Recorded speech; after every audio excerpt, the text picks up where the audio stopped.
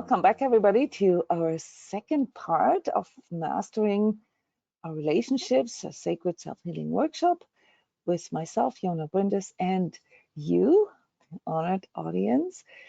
We had lots of cool responses and also questions from our first part, where we just went into the overview, what relationships are and what the influences are that our relationships have on our life. Now we're going to turn this around here in part 2 out of this 5-part Mastering Relationships series. We're going to investigate, well, what are the influences that influence the quality of our relationships, how they're going, and maybe also what the problems are that we are experiencing. There will be a sharing part, and we will discuss the questions that came in. Today, I want to investigate the psychological aspects. So some of the things that we talked about last time, the adverse childhood experiences, the ACEs, which are used by psychologists to measure the trauma load in people, and with it make predictions about their ability, to communicate their life, communicate their needs and wants, and the relationship, social skills that a person develops or not. Obviously, there is a component in that we discovered last time that has to do with how we grew up, what our childhood experiences were, even if they weren't, say, traumatic. Okay, so there still is a big factor here that we can identify, and that is how relationships were lived, how they were modeled to us. And with that, obviously our family of origin plays a big role.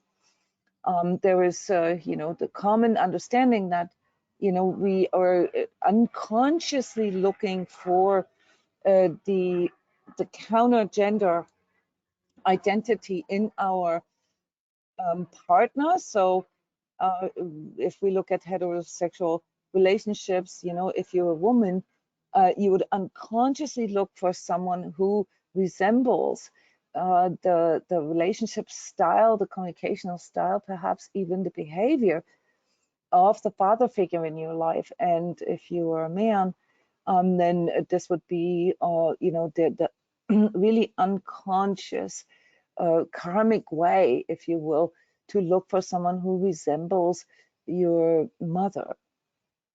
So a lot of that obviously reaches into Freudian psychology, and I don't want to bore you with inner child things and these patterns that can occur there, but I do want to cover the negative relationship, the negative experiences that we perhaps experienced in our early relationships. So for that, we will again look at all relationships, not just family, not just mom and dad and siblings, but also our early, like even our crushes, but our early relationships, the ones that we have when we are still unexperienced. And obviously the more experience we have, the easier it becomes for us to identify patterns. So I'll give you an example here myself as an example. As you guys all know, I'm in my 3rd marriage, and there's obviously lots of experiences that can be gathered in past relationships. I had long-term relationships before I was married the first time. So I'm looking back at a really long, I'm 56 today, so I'm looking at a almost 40-year relationship career. That's quite a bit of mastery there. And obviously after multiple experiences where literally everything was different. The guy was different, the country was different, the language was different, which is almost like a double-blind study. I somehow still ended up in the same place. Anybody familiar with this? I mean, even if you just had one marriage, even if you did not have a lot of different experiences, but maybe you see this in work relationships, you see this in friendships and with your siblings and so forth, that you kind of always end up in the same place.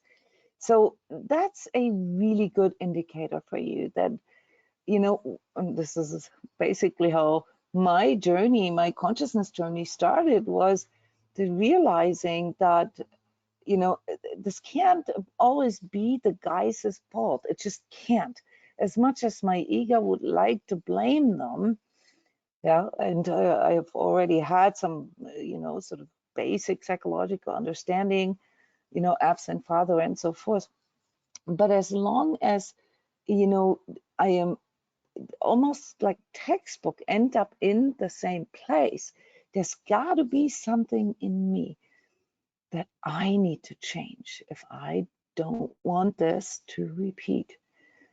And I want you all to take a moment here to take this in, because no matter how dramatic, how toxic, how abusive, traumatic relationships are, and you know, where it's easy to point fingers and to say, yeah, this is because he, you know, he was an alcoholic or she was a narcissist, or, you know, you name it.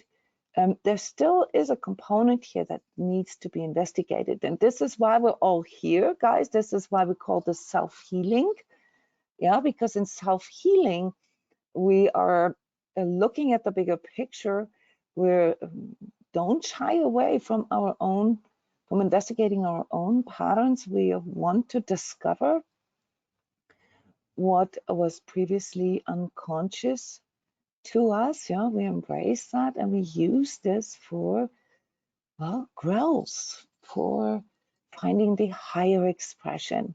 So even if you are, say, in a happy relationship, yeah, there's always a higher expression, yeah, that can lead to more fulfillment or more meaning, or, you know, more longevity in your relationship. So self-healing, it does not necessarily just refer to healing something that is broken.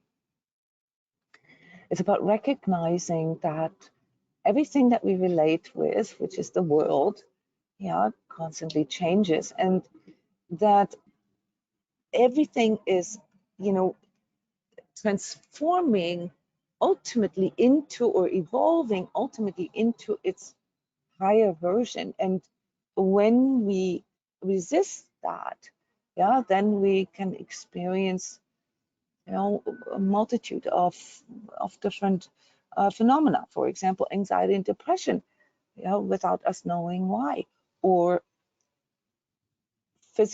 chronic physical ailments, yeah, that don't necessarily directly point at your relationship, but that point at how you interact, how you commune, yeah, with the world. And so there are quite a few things here that can and need to be uncovered before we can get to this place of, if we ever, you know, judgment about whose fault it is. It really isn't that easy, guys. And especially when you look for the higher expression in relationship, let me just name this right now. Let me call this true love. Yeah, the love that is based on truth, on freedom, and unconditionality. Yeah, the kind of love that allows you to grow, that allows the partner to grow, and that allows the relationship to grow. So I think it's quite easy to come to a place where we need to recognize that a relationship is almost like an entity of its own. It's an organic, yeah, living thing, and it requires work, it requires nurturing, it requires correction, it requires an effort, yeah, to keep it growing. Yeah, it's not done with just finding the right partner and then it's heavily, you know, happily ever after. We all know this. This is a hands-on life skill.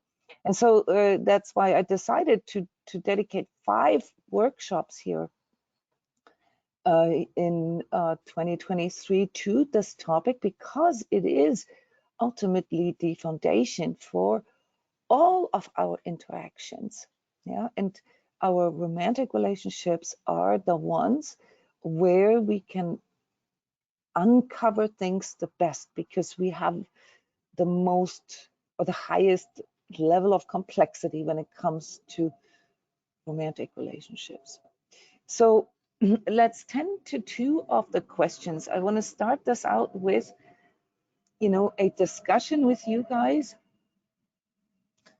Can real/true love ever turn abusive, shaming, or aggressive? Can real, true love ever turn abusive, shaming, or aggressive? Big, complex question. Yeah, and let's discuss this. Let's discuss what you think. Who would like to share? Speak into the microphone. It's easier because it's complex. Can true love ever turn abusive? I'll try, Jona. Yeah, thank you. Thank you, Tanya. Hello. Hi. If I have to go, my cats are in heat and they're really screaming. So if I hang up, then it's because of that. I know the problem, so don't worry. I'm okay. They're in true love. Cats are in true love. Probably not. But, Well, my view on it is that I feel like the true love is an energy, and that if that energy is shared between 2 people, and of course right now I'm talking about more of a romantic relationship, that that it can, but then true love isn't existing in that moment, then if something abusive comes in or a person starts to shame the other, I guess one could be carrying the energy of true love still and listen to the other unconditionally as to what their problem is, and to take a broader view of what's going on for something that felt unconditional and free suddenly to turn shaming or aggressive. so you're referring to situations. Let's say there's an abusive situation or shaming or aggressive kind of situation that occurs, and what I hear you say is that if true love is present, this can be resolved. This can be worked through. Yeah, I guess, yeah, really, In that's like simple, in a simple words. flare up. It's a flare up of Yeah. something that happens, and that if people are really in a true love state of being and growth, that then it's yes, can be I, I changed. like I like the little correction that you just made. I don't know if you're aware of this, Janet. So you said true love is an energy, and then you said it's a state. So I was going to say something, but I didn't want to be like a stickler right here in the beginning. So you're absolutely right. This is a state. True love is a state. It is not. So a state is like trying to avoid energetic lingo here, is something that you are aware of, and something that you cherish, that you want to have. Yeah, let's say take a state of good health.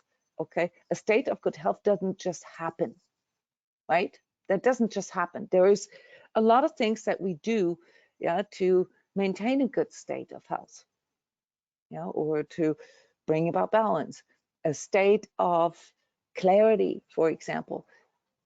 Those are not characteristics. They don't really, states don't say, oh, this person is very clear, this person is very healthy. No, those are states. This person is in a state of great health or great abundance or great, it could also be something negative, in a state of a very low clarity, a state of a low health. Yeah, when we get sick, and when we get physically sick, we are in a state of low health. Okay, it doesn't make a statement or characterization about our person or personality.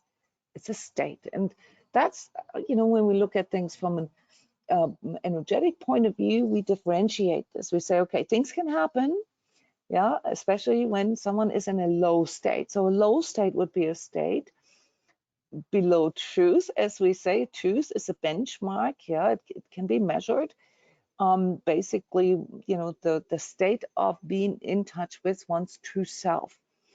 And anything below that would be an ego state. Yeah, it's the state below truth, in which, and now is basically here the solution to this question, yeah, in which a person is not capable of showing up in their higher expression because they are in a lower state. So you're onto something there, Janet, because the way we can show up, the way we can show our love, our intention, our care, yeah, has a lot to do with our state, with the state that we are in. Okay, so if somebody is chronically in a, say, bad state of health, okay, then we all know that over time, what will happen over time? You answer that. If somebody's in a chronic state of low health, what will happen to this person over time?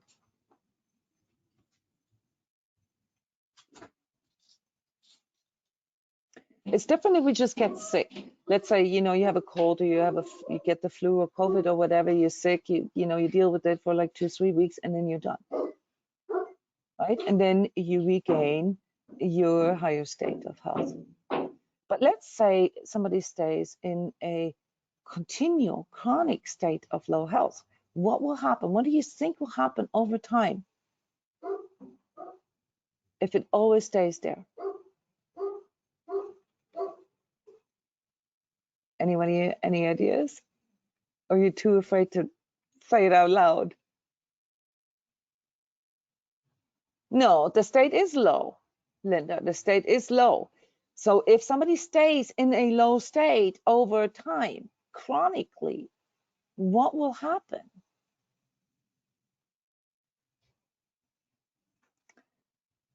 So in the example with the physical condition will deteriorate. If it's in regards to an emotional situation or emotional state, the person's emotional health will deteriorate.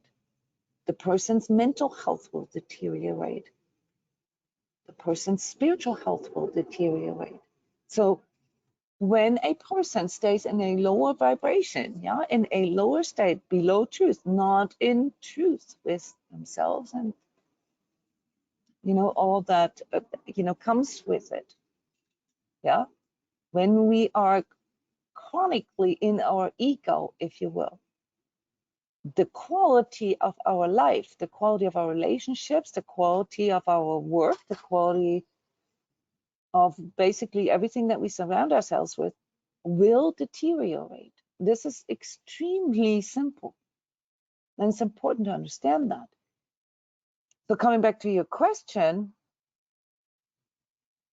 every relationship, true love or real love or not, will have moments, yeah, of low states. Every relationship has those. Every human has those. We are all in lower and higher states. We fluctuate. But if we don't care about the state that we are in, and if what we are expressing on the outside is our lower expression, well, then all these relationships that we have, not just the romantic ones, but especially the romantic ones, will deteriorate. They will lose their health. They will lose exactly that which made them real, which made them true, namely truth. They're no longer true. So obviously we have to define true love before we can answer such a question. Yeah, I just gave you a very simple definition here that has to do with how we normally see it. But if you really do the work, you'll find out that the word true love is very loaded. It means a million different things to a million different people. And in order to determine whether, you know, this is a true love, whether it's a real love, yeah, I know what you're asking. You want to know if, you know, if there can be bad things in loving relationships, absolutely. But if they become too much, if it becomes a habit, if it becomes a pattern, well, then eventually this relationship will deteriorate and the true part of the love will no longer be true. Does this make sense to you guys? It is it's a mindset, yeah, and almost like a fantastic belief that true love means that, well, we don't ever need to do any work. Everything is always fine. That is a very unsophisticated way of looking at relationships. It's childlike. Yeah, that's why I use the phrase happily ever after. Happily ever after is a childlike way of thinking about relationship.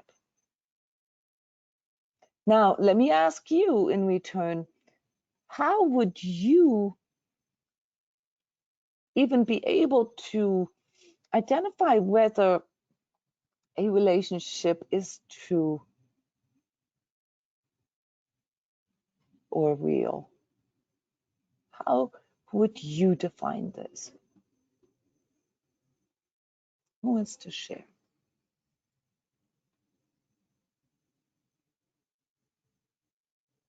What do you understand as true love?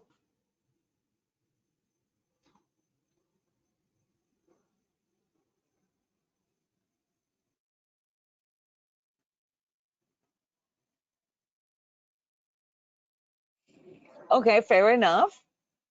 One of you sharing, there's no experience here to fall back to. That's all right. It's not, you know, about giving the correct answers here, but maybe you can answer what you believe true love is or how you picture it.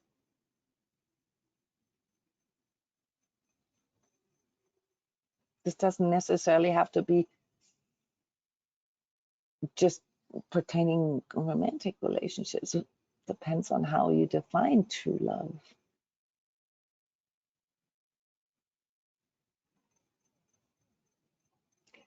I'll try. What comes Yes. to mind for me is a few things is a continuity of this unconditionality, like really Okay. being able to experience somebody else, at least from my perspective. If I've had the chance to have to be heard unconditionally by somebody and have them turn around and just still love me, and that has been, to me, falls into the true love.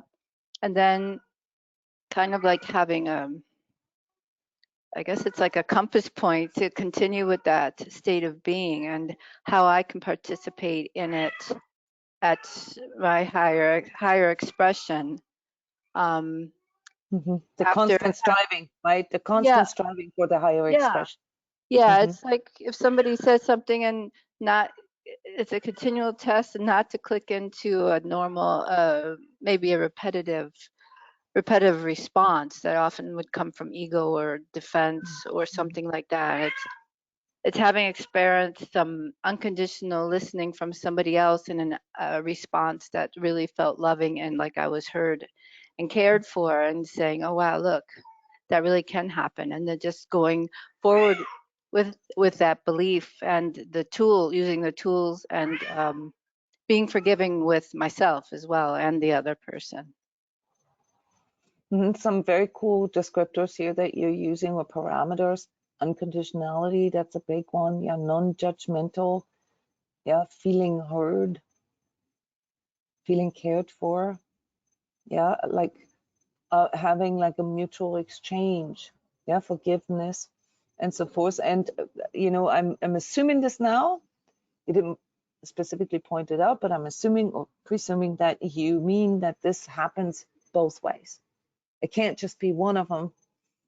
True Yeah, love would yeah. be if both of them are willing and to do this and share the striving for the higher expression continually, not just the first 6 months, you know, where, you know, like sort of this honeymoon time, yeah, but continually.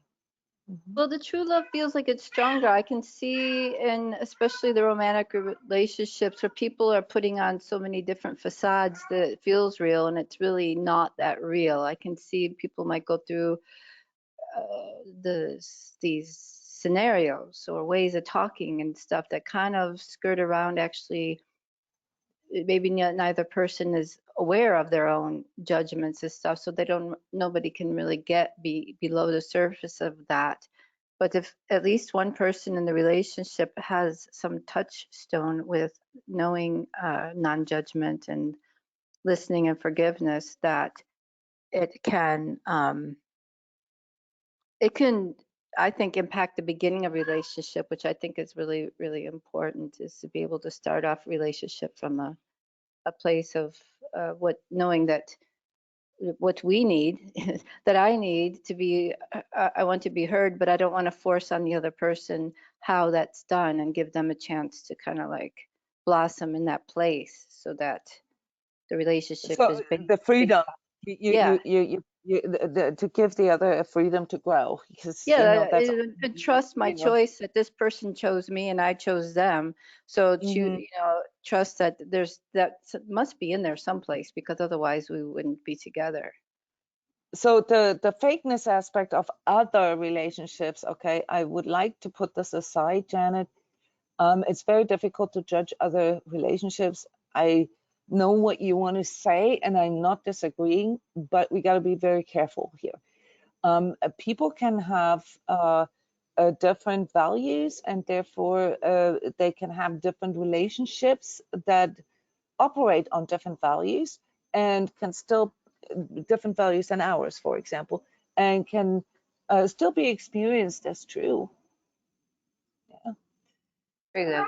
Very good. Just to be fair here, yeah, we need to be very careful there. I do agree with one thing, and that is that there is a little bit of an issue with what is, you know, considered by society to be a successful relationship, or you know, like what this is supposed to look like, yeah, and that we all have a certain degree of conditioning, you know, to show certain things and to not show other things. But and that's a different topic, okay? So the because the culture that we're in and how you know that this played into, you know, all the different kind of you know, societal and cultural patterns that we have, they can be very different. For me, I'm someone who's had two multicultural marriages, and yeah, like this is a very tricky subject, what is being perceived as true from the outside. So let's just stick here with how we perceive this from the inside. Yeah, me being a partner and the other being a partner, and that, you know, being based on truth, or at least, you know, the effort and the constant striving to keep this in truth. Abusive, shaming, or aggressive kind of situations can happen, but if it's not a you know, sort of an oopsie, yeah, like an accidental or you know, situation that, you know, was a one-time thing, and it happens frequently, well, then it cannot be true love. Okay. So here comes the follow-up question to this. And if that happens, so if we have an oopsie there, does it mean that it was never real in the first place? I think, Janet, you already answered it, that, you know, a relationship where unconditionality is present, and the, you know, the willingness to listen to the other, to hear their point of view, to show up with genuine care, to express, you know, that, you know, that we love one another. You know, if that is there, you know, the one-time situation can certainly be forgiven, can be worked through, and you know, can be healed within the relationship. But if it happens again, if it happens on a regular basis, if it is part of the relationship pattern, if you will, then well, it probably wasn't real in the first place. Yeah, because if it would have been true in the first place, then there may have, and this is obviously difficult to generalize here, you always have to look at it case for case, you know, relationship for relationship, but it probably means that there wasn't enough foundation there. Yeah, obviously, you know, when two people come together, you get two sets of patterns that are coming together, and one of the things that can happen is that you know, the behavior pattern, the communicational pattern that one person has triggers the lower vibration, the lower expression in the other person, and vice versa. This is kind of like the worst case scenario. Yeah.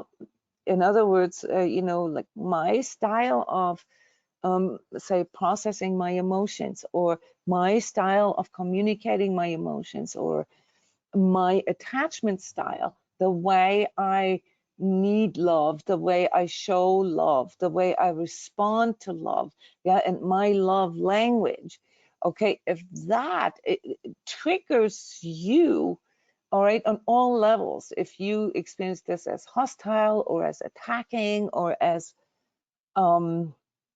exploitative or toxic in some ways, well, then it is possible that there are incompatibilities, yeah, that make it impossible or really, really hard for people to work this out together. So what I'm saying is that there can be true love and still a lot of work ahead of the couple, even though there is true love.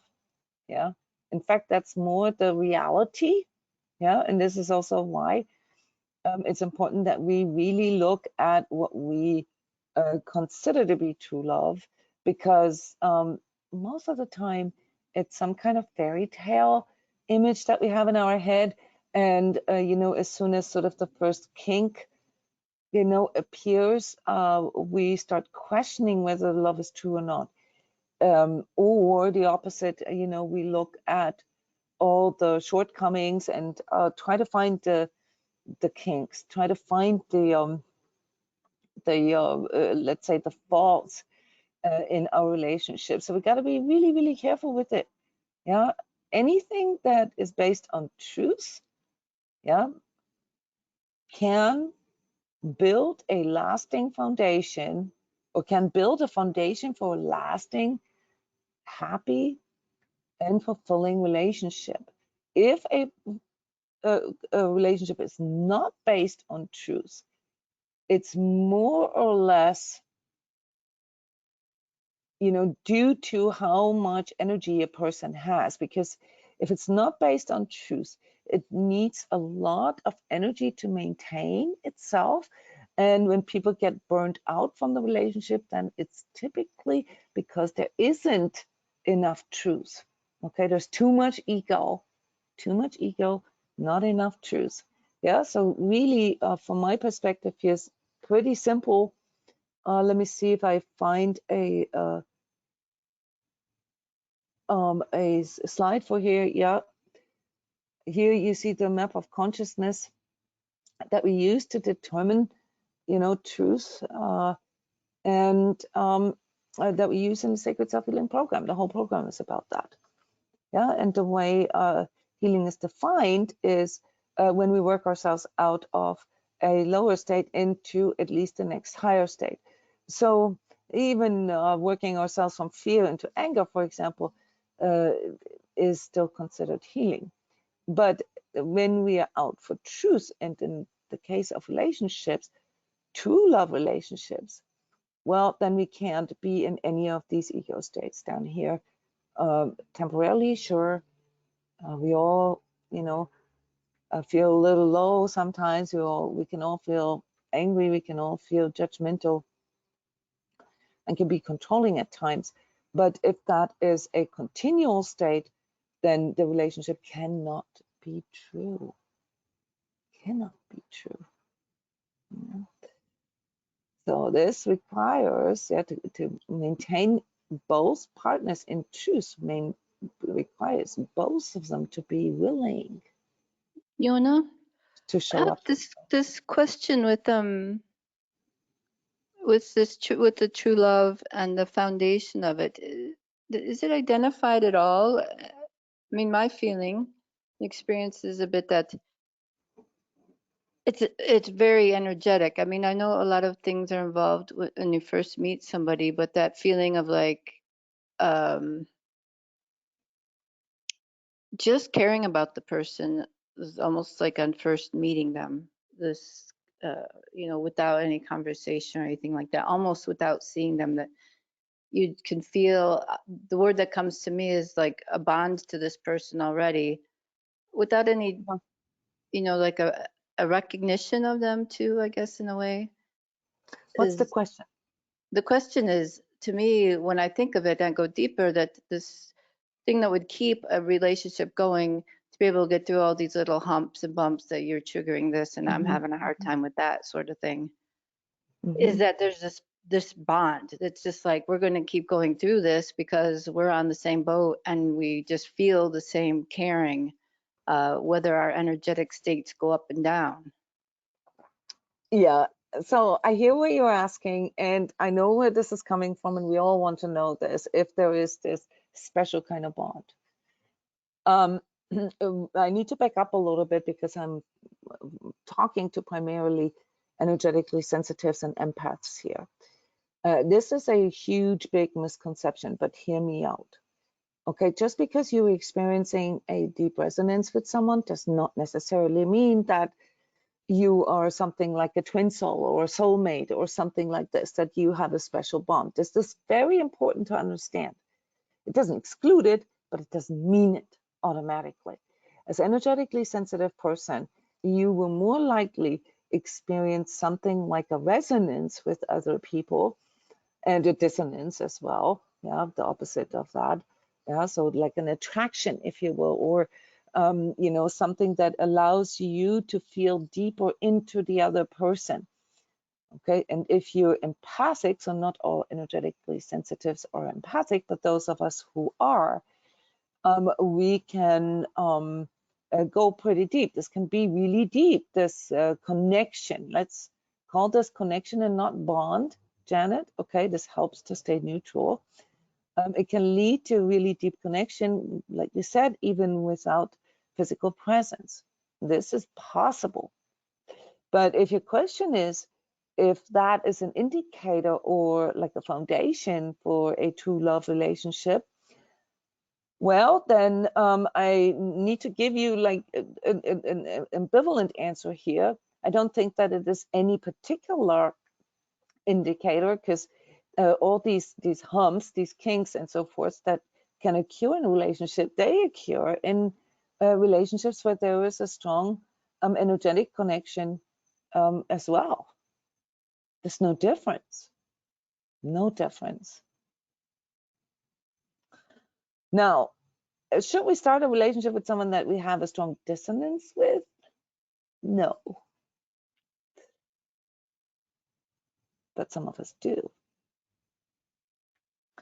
Okay, so this would be a red flag. Okay, if you're not feeling this, okay, this energetic attraction somehow, yeah, non-material. Let's not even call it energetic. If you're not feeling an attraction or resonance with a person, I would not even consider a relationship. As a matter of fact, me as the person, Jona, I don't even start friendships if I don't have that connection in the first place.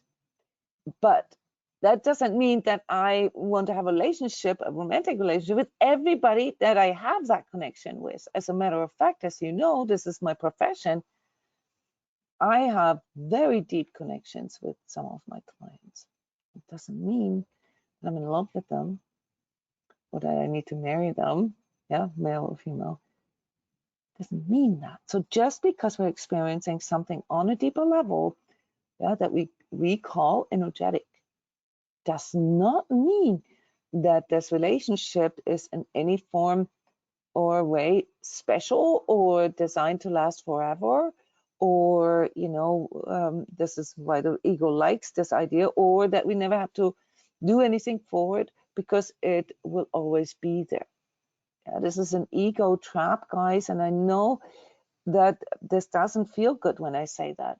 Yeah, all these twin souls and soulmates and true love,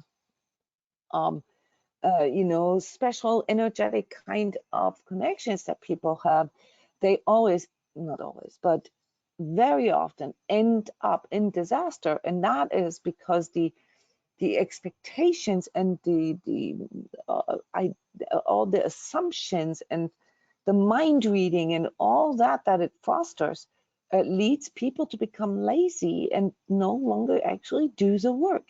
So the short answer is, Janet, for an energetically sensitive person, I think that it is a must to have that kind of connection with somebody for a romantic relationship.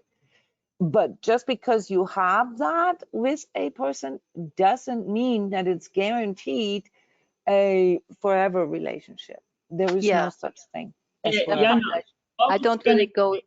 I don't go into the. I wasn't addressing it in the way of this twin flame thing and stuff. I've self-investigated that quite a bit with the terms floating around out there, and I could see that it's not very strong. And what you say is making sense. Yeah, thank you.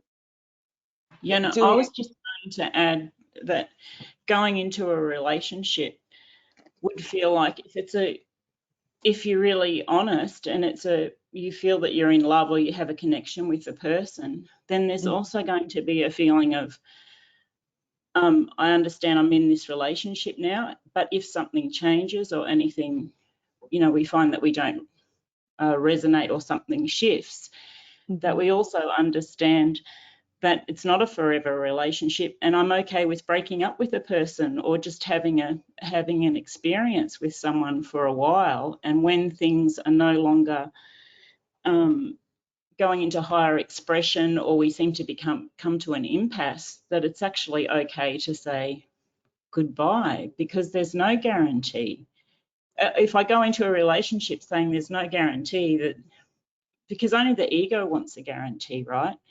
This is the problem. The problem is that we are all sort of secretly hoping for this forever relationship, and energetically sensitives have a tendency to seek that in that energetic bond because it feels special, it feels different. Truth is, though, if we're actually open in our heart, we can have that kind of bond or that kind of connection with anybody that is willing. Okay. Do you know what I mean? We will have this, and I often say this to the people that I get to coach, regularly coach, as I say, get used to feeling this with people. Yeah, this can be with kids, this can be with male and females. That has nothing to do with romantic love. So just because we connect really well, yeah, is not necessarily an indicator for a better relationship. As a matter of fact, guys, and now listen carefully, the most toxic relationships are those where people have only relied on that energetic connection. And a little fun fact here for you guys: narcissists, yeah, since many of us here have been either burned or are afraid of getting abused by people with narcissistic personality traits. Narcissists are energetically sensitive too. They have no empathy. They're not empathic. They have a high level of cognitive empathy, which is a different form of empathy that has nothing to do with the kind that you have. So please be advised that it is safer for you to not interpret anything special into that connection if it is not verified by the way people show up. The virtues, the habits, the everyday expression, guys. Those are the things that build a foundation for a true relationship, not the energetic connection. Doesn't. Is it something that can be fulfilling for someone who's energetically sensitive? On that level, yes. Just how it can be fulfilling for someone who is intellectually oriented to be with someone who is also intellectual and where you can exchange things on a similar level. Just like how it is fulfilling, yeah, someone who is spiritually interested to exchange that with the partner. Just how joint, physical activities can be fulfilling for a relationship. But what makes the relationship true is not a connection on either of these levels. Just because most people aren't aware of energetic and often also not used of energetic connection, which leads their egos to label it as special, okay, doesn't mean anything. This is like, being able to connect with someone physically really well, but nothing else, okay? Or, being able to connect with someone intellectually really well, but nothing else. Do you guys understand what I'm talking about? Do you get what I'm trying to say? I'm trying to stay as neutral as possible. And as energetically sensitive, I have had many of these experiences, many. And I know today, yeah, that yes, I want that kind of connection. Without it, I don't do anything. Yeah, but that doesn't mean I have to marry them. Doesn't mean I have to have a relationship with them. I surround myself only with people that I have that kind of connection with. But that's another discussion. Yeah, so let's look into the psychological parts here. Yeah, we want to look at codependency and how it gets there, and how that can be or can lead to. It's one of those. It's one of those toxic relationship patterns that can lead to deterioration of the relationship itself and also the individuals. Codependency being one of them. Fantasy bond is another, Janet, that links into what you said, the fake stuff, the pretend stuff. Narcissistic love, many of you guys are familiar with this, so yeah, we're going to talk about that for a whole hour. And communication in general. But today we want to talk about codependency and what this is. So here I wrote, is characterized by a projection of selflessness and sacrifice. Yeah, so here in energy work and in the sacred self-healing context, we call this white shadow. Yeah. As covert control mechanism and an attempt to keep the other safe or healthy. As in, without me, where would we be? Or, no, I can't leave. This person needs me. I'm the only one, yeah, that can secure this person's survival or whatever, success. Those, and this is super, super tricky, and I'm jumping into it. There are, I think 3 workshops that we did on codependency and 1 master class that you can watch in your forum, in your Sacred Self-Healing forum, where I go a little bit into the details of it. Yeah. Here today, I just want to look at the practical aspects of that, and that has to do with the attachment style, how we connect, how we attach to people, how we bond to people. And this is perfect here in conjunction with these questions. So this comes from psychology, and there's multiple models that are trying to explain how humans bond, how this, no, not the physical, but the emotional mating happens, and it's very complex, and there's only models out there. Yeah, they describe something based on the phenomenon.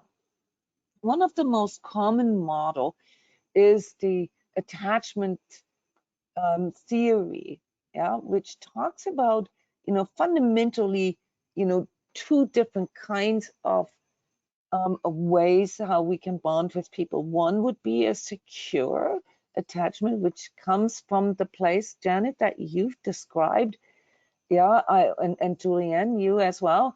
Yeah, I recognize myself as an individual. I recognize others as an individual.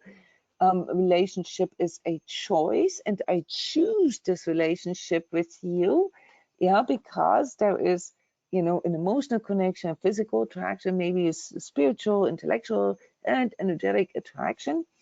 Yes, and I would like to explore how we can, share things together and how we can make experiences together. But if it goes against my own well-being, if the relationship or your the things that you say and you do hurt my feelings continually, if in any way the relationship leads to me deteriorating and stop growing, all right, then I don't want the relationship. Then I'm okay with the relationship not lasting, kind of like how you described this, Julian. That comes from a place of secure attachment. Insecure attachment, and there's multiple reasons for forming them. We're going to go into this here in a sec. Leads to, and this is the predominant attachment style that is out there, yeah, to all kinds of different patterns. It leads to avoidance. It can lead to, a push-pull back and forth. It can lead to hiding. It can lead to projecting a lot. It can lead to not wanting to commit to a person, not wanting to take any responsibilities, not wanting to grow. There's a lot of different things that can occur when our attachment, the way we bond, the way we connect with other people, when that is influenced in a way that has formed patterns in us that make it impossible for the other, say, to truly bond, truly connect with us. And you see here, ambivalent, avoidant, disorganized, those are all insecure attachment styles. Yeah, so let's go through this one by one, and then I'm going to ask you where you find yourself. These relate to our childhood. And before you ask, it's a model, which means it can be used for self-reflection. It teaches you something about yourself. If I take myself as an example, I have had a very disorganized attachment style for the first 30 years of my life. Yeah, so insecure and disorganized. And I have gradually worked on this the last 25 years. And today I have a secure attachment style. How do I know this? Well, I just gave you a few descriptors. There is, I'm going to send this with the recording, a test that you can take. There's multiple tests, yeah, a bunch of questions that can answer that for you. So in a secure attachment style, and you see this here symbolized by, mother, father, kids, together. Okay, uses the caregiver as secure base for exploration, shows appropriate distress when the caregiver leaves, is comforted on return, yeah, and may be comforted by a stranger, but shows clear preference of the caregiver. In other words, it's somebody who, you know, clearly wants their loved one to be there, but if they're not there, they can still form other connections, yet have a clear preference, differentiate between, you know, the different people in their life. They know which are their friends, which are their mother and father, which are their relationship partner, and have different kinds of friendships. Yeah, they can say, this is my best friend, this is, you know, just somebody I know, yeah, and this is a neighbor. And when you have a secure attachment, then you will know how to appropriate that. So you will have, you know, obviously different behaviors and different expectations with each and every one of them. Now, when you have insecure attachment, you have a tendency to not really be able to discern, okay? So this is here seen from a child's perspective, okay? That we then carry forth into our adult life.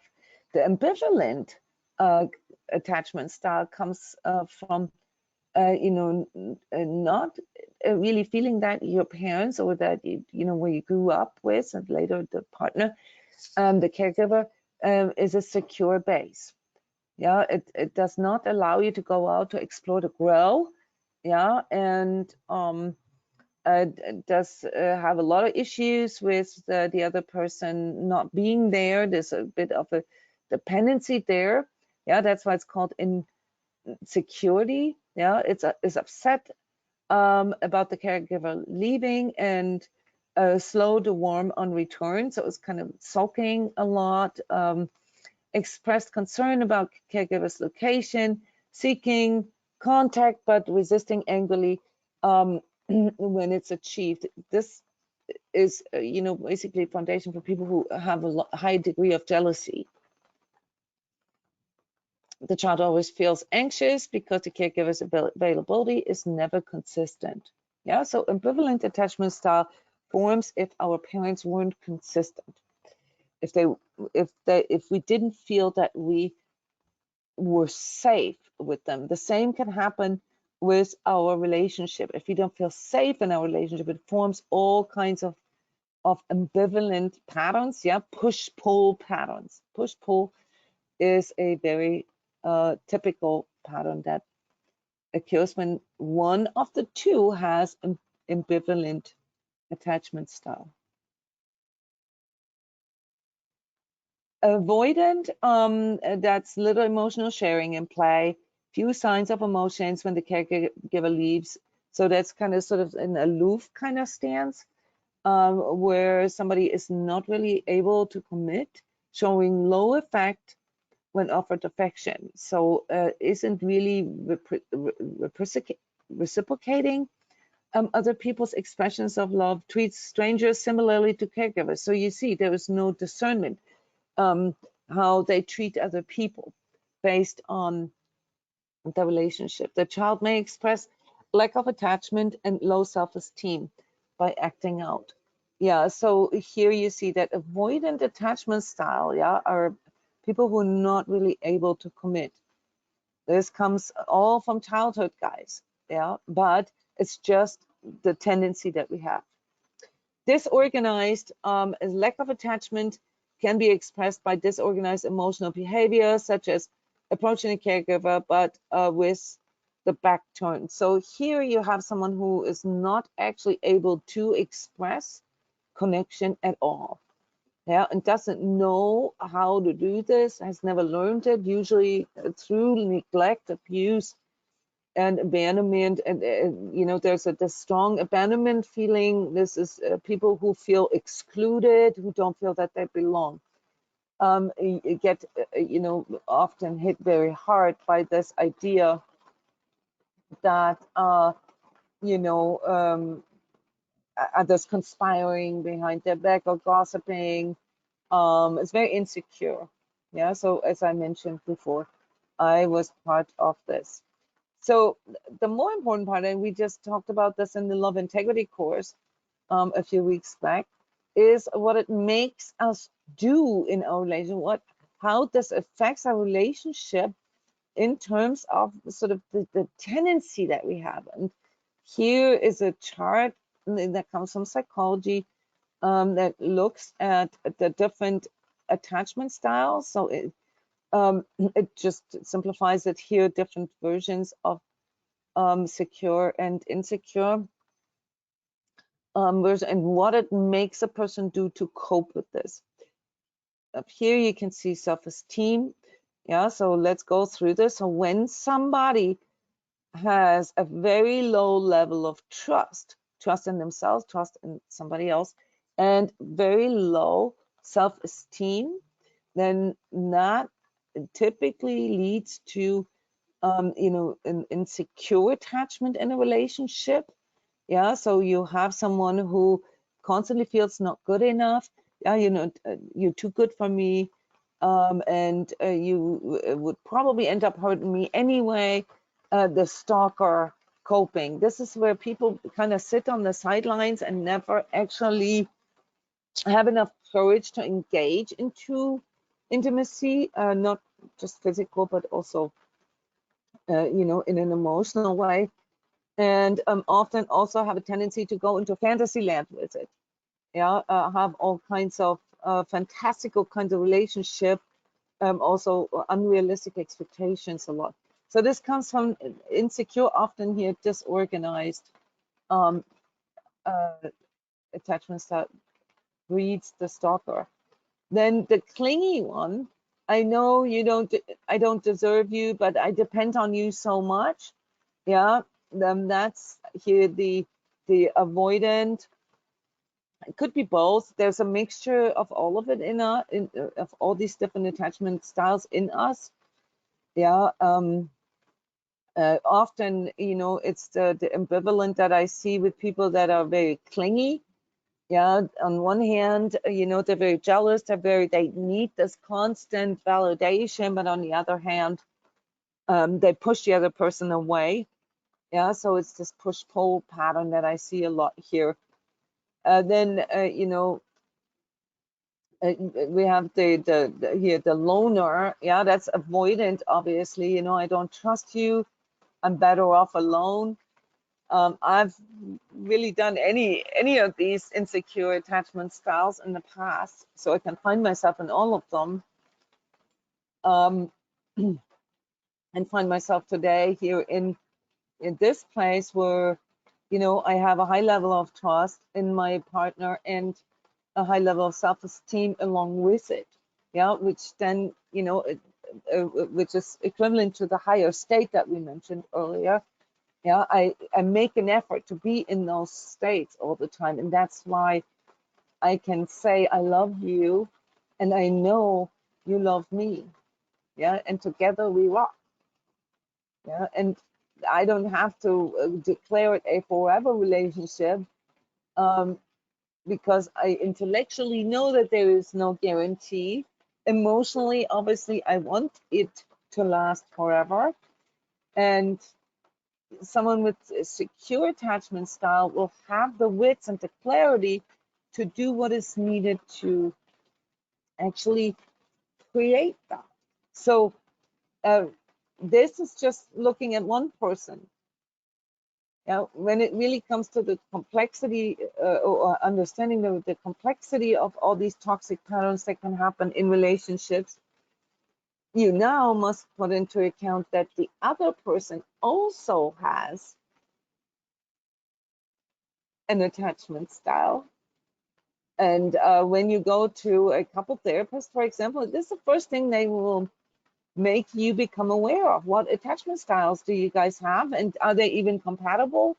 What are some of the things that you could work on? What are some of the things that you should avoid with someone who has, you know, like say here, you know, avoidant, disorganized, or ambivalent attachment? Yeah, so you can work on that and you can transform that. But it's really important that we understand sort of where we, in this unconscious way, where we are coming from.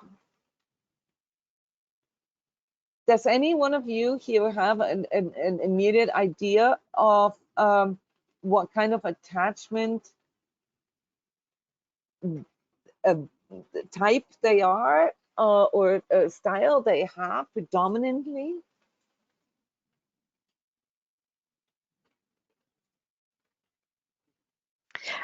Jona, looking at this chart, the other one with the people on it, it seems like I've been through what, like you, I've transformed through a few of them. Even that last one on the right, that disorganized, it made a flash of remembering myself as a kid at some point and really feeling that like somebody, you know, that slight little paranoia. So that surprised me.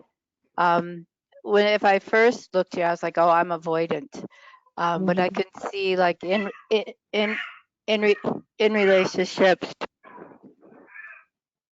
I can still tend to be a little ambivalent and avoidant, but it's getting better. I can see the security as well. Yeah. It's cool that you can see it, and Jana, it's really cool that you also see the progress here. It's very important that we look at that as progress. This is why I brought up attachment theory here from the perspective of a child, yeah, so that you guys all understand that this is more or less just the setup, like how you've entered, you know, how you've begin to understand relationships through the eyes of a child. And the job, yeah, our job really is to work on this. This other chart's cool too, because to see it in those silly little blocks, okay, with the little quote, and I can just feel my energy like, yeah, okay, I really kind of teeter with the trust. Like I can really see where I put up a difficult time for the other person a bit because of the little barrier of trust there. And it's really good to at least be able to say these words, I love you, and I know you love me, and we're doing a really good job, because most of the time we really can say that when you're with a pretty decent other person as well. So it's a really good place to start from this higher state as well, and look back on myself a little bit. Because when we go low, and I was just going to use myself again as an example, when I go low, guess where I'm going? I go here. Where? The loner. I turn into a loner. Yeah. I don't trust you. I'm better off alone. I don't need a partner. I don't need a relationship. Yeah. Goodbye. Yeah. Black and white when I go low. Okay. So this shows you, you know, like where I'm from, you know, because I can still go there, but because I already have so much experience with myself, I now know that this is, you know, this is when I'm like that low, that I'm linked into my inner child state. Yeah. And my inner child experiences, as I've shared with you prior, they were pretty toxic, which means that if I go that low, sorry guys, what you're hearing in the background is rain, which is also what has led to the internet outages in the first place. It's not that loud. It's not Oh, that okay. loud. For me, it's super loud, but okay. Yeah. So when you you know, when you know what your setup is, yeah, like your setup is in like how you grew up and what this did to you from a psychological point of view. You don't need to use this as a, you know, as a label. You just need to use this as understanding yourself better. That's why we have inner child step here. That's why we work so much with all of this here in the sacred self-healing community. Yeah, it's step 14, for example, dedicated to just that, and the step that is just dedicated to our trauma and our pain, and the step that is just dedicated to karma, and you know, like how we can work with this. It's important that when you want to work with all these things, these cards that you were dealt with, say, yeah, when you came in this world, then you need to be willing to honestly look at how you have coped and dealt with this so far, and if this is truly how you want to show up, or if there is a higher expression. So this is really your choice. Nobody is doomed just because they had a bad childhood. Nobody is, even though I gave you all these stats last time. Yeah, but I'm also made myself a living example of out-vibrating the stats. Okay, so self-healing means to out-vibrate this. So it's something to contemplate about, and this is what I would like to leave you with today, is how your attachment style, your predominant attachment style, what you sort of become aware of here, that this is, where you gravitate towards, and what that says about your insecurities. What it says about your insecurities. Now, your pet peeves, maybe. You can look at it as a little bit of homework here. I wanted to close today with this sharing, if you still have a little bit of steam left here. Describe a situation in your past where you encountered your own attachment style or pattern, and maybe as a second question, or sharing along, would you do anything differently if you knew what you know now? Anybody come across their attachment style? Linda, you're a loner apparently. Okay, a loner, and so is Julianne. Okay, do you have situations that you are willing to share with us that represent that, basically as examples?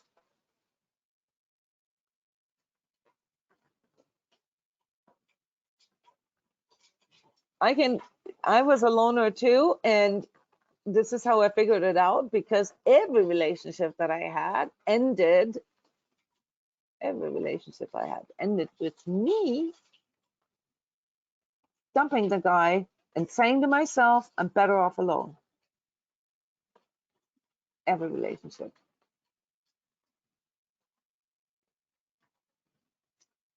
And sometimes that was actually the case, because some of those relationships were quite toxic.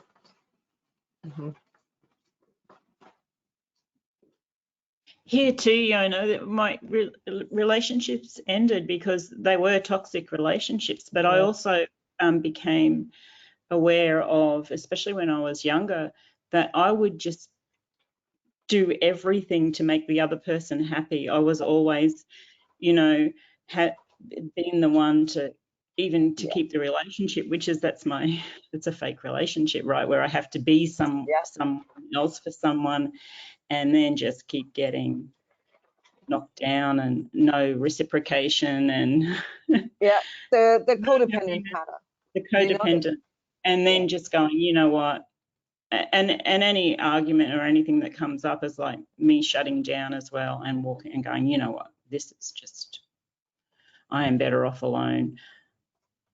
That sort of thing. So ending the relationship. And it's at the end of the relationship. I mean, that's actually a very healthy thing to do if the relationship that we've encountered is toxic.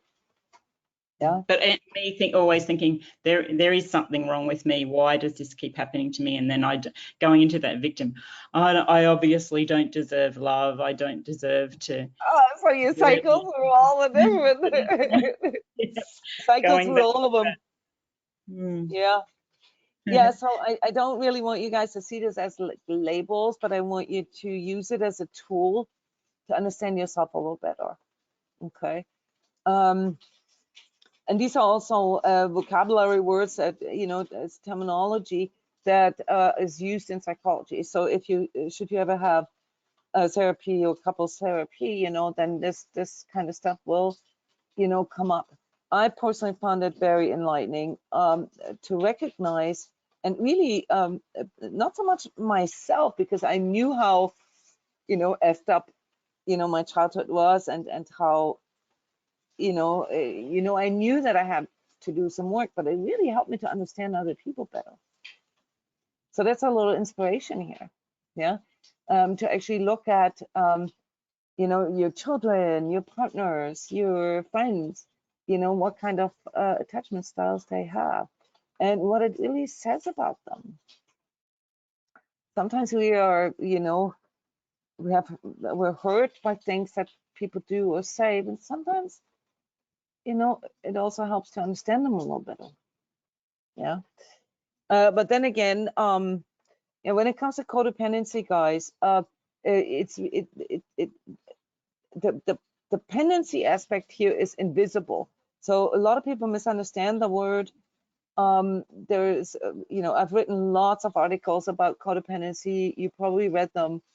There is, you know, all the workshops that we have done about codependency. I don't want to go deeper into it, but I can tell you one thing, and that is that if your relationship is a constant push and pull, all right, and if you gravitate between, oh, I can't live without him, oh, he can't live without me, or I'm the only one who can, you know, do this for him, all right, and I don't want to leave him alone or leave him or let him down, okay, then chances are that you're in a big codependent pattern that needs to be addressed, because that is not a characteristic of a true relationship, and therefore, you know, makes a relationship deteriorate over time.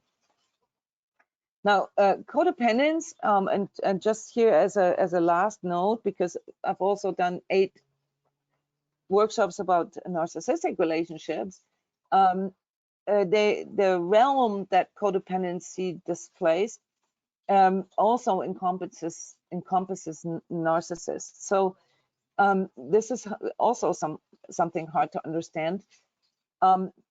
Both narcissists and codependents are actually codependents. They're not on the opposite scale of it, but there is a symbiosis that goes on. Yeah, and one, of course, the narcissist has exploitative and degrading patterns and or motives, and the pure codependent, often empath, has some fantastical, you know, like we are made to live together forever ideas, and that then feeds sort of this push-pull dependency. In some psychological literature, codependency is called self-love deficiency, because when a person puts the needs of other people before their own needs, yeah, which can lead to self-destruction or self-degradation, if you will, then the pathologies, or what is actually not functioning in the person, is, you know, this true feeling for love within themselves.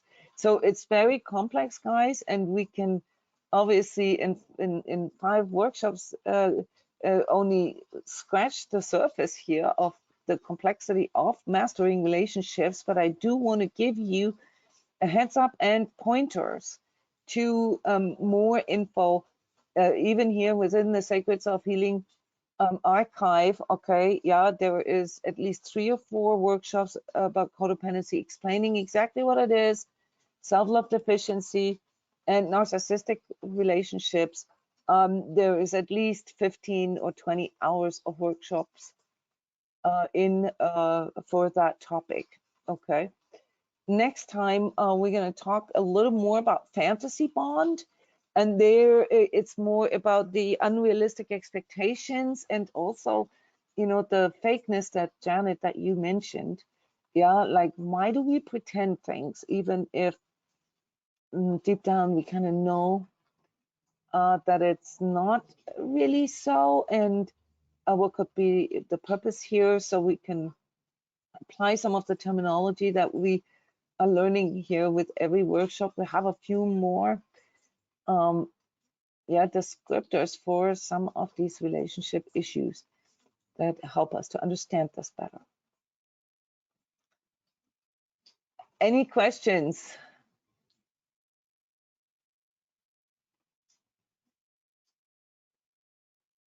Okay, then I want to close with the last question that I received here. As I've always said, what is true can never be lost. Yeah, so this is what is true to us. We cannot really lose what is true to us. Yeah. but it's obviously a deep spiritual, high vibratory concept behind that. So obviously we can lose our keys, or we can lose, you know, a partner or a loved one, yeah, but that's a different level. However, the question is, but what if you push and pull someone for long enough out of your own fear of allowing love fully in, that you push them over the edge? What do you think? Now that you've learned a little more about attachment styles, a little bit more about codependency, what would you say to someone who's asking this question? If you push and pull someone for long enough, yeah, out of your own fear of allowing love fully in, that's an attachment style. You recognize it as avoidant. Attachment style can also be ambivalent, that you push them over the edge. What would you say to that person?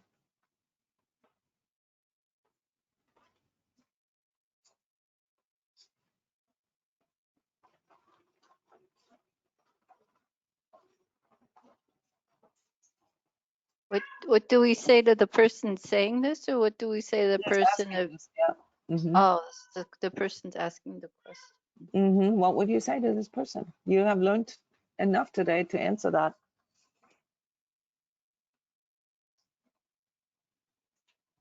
Well, it seems like the push and pull is a bit of a detachment from a true relationship with oneself, and then thusly a true relationship with the other person. So it's taking it to a state of reaction and conditioning that you're living with this other person that's experiencing this push and pull from you. So if you're not really in your true self. No, and if you do it for too long, then it eventually, you know, it can't work. Yeah. The short answer is, and you're right, Janet, the short answer is, yeah, there's some work to do. Because push-pull is an insecure attachment, and that never leads to a lasting relationship. It cannot lead to a lasting relationship. It leads to codependency, fantasy bond, narcissistic relationships, but not to a true relationship. So there's work to do, and it can be healed and it can be done. But push-pull exhausts everybody. Yeah. So whatever the cause is, whatever the reason is, yeah, childhood, all these things, they all are real, but that's not an excuse if we want to have a relationship with the world, with other people. Yeah, and we truly want to connect with them. We want to share things with them. We want to trust them. We want to live with them. We want to experience joy with them. We want to have intimacy with them. We want to be able to trust them. We want to be able to feel safe with them. And we also need to be able to offer that. It has nothing to do with love. Right?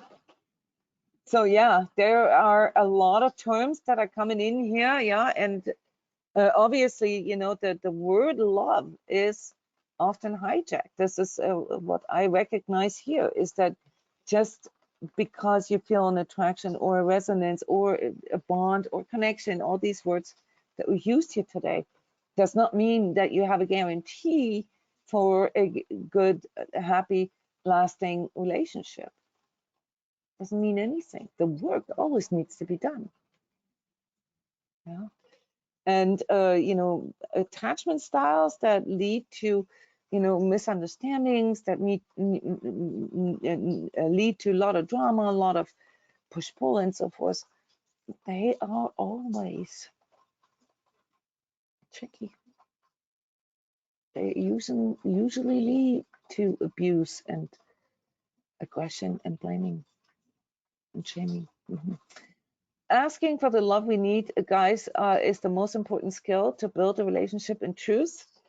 Yeah, and obviously, you know, the ability to show up that way.